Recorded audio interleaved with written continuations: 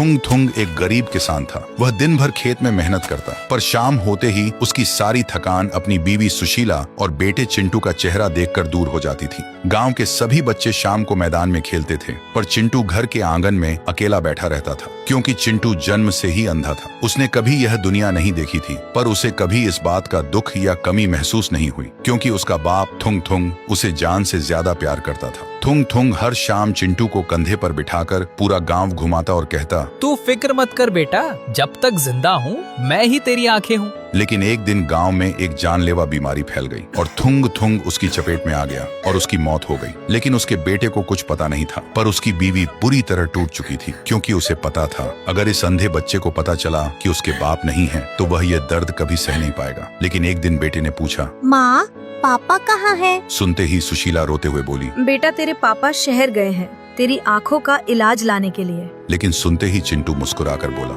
माँ आप झूठ क्यों बोल रही हो?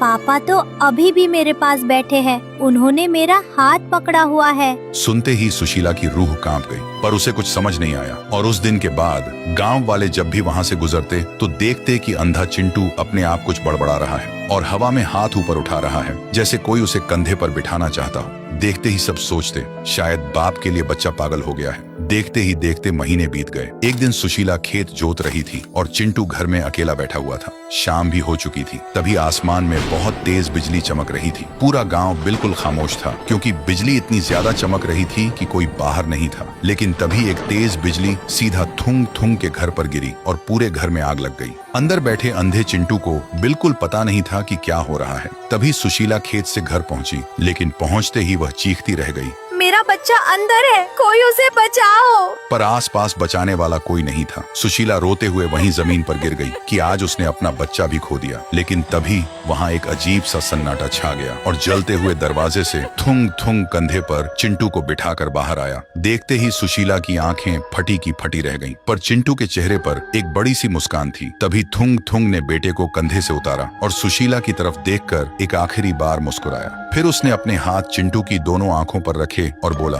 मैंने कहा था ना बेटा, जब तक जिंदा हूँ मैं तेरी आंखें हूँ, और आज अपनी आंखें तुझे देकर जा रहा हूँ। इतना कहते ही थुंग थुंग की रूह धीरे धीरे हवा में बिखरकर हमेशा के लिए गायब हो गई। सुशीला सदमे में थी, लेकिन तभी चिंटू ने अपनी आंखें खोली और इस दुनिया में पहली बार अपनी माँ का चेहरा देखा। देखते ही उसकी आंखों से आंसू बहने लगे। फिर वह मासूमियत से बोला, माँ आपने बोला था ना पापा मेरी आँखों का इलाज लेने गए हैं, देखो वो इलाज ले आए। तो दोस्तों, एक पिता अपनी सांसें हार सकता है, पर अपने बच्चे से किया वादा नहीं। इस सच्चे प्यार के लिए एक लाइक तो बनता है।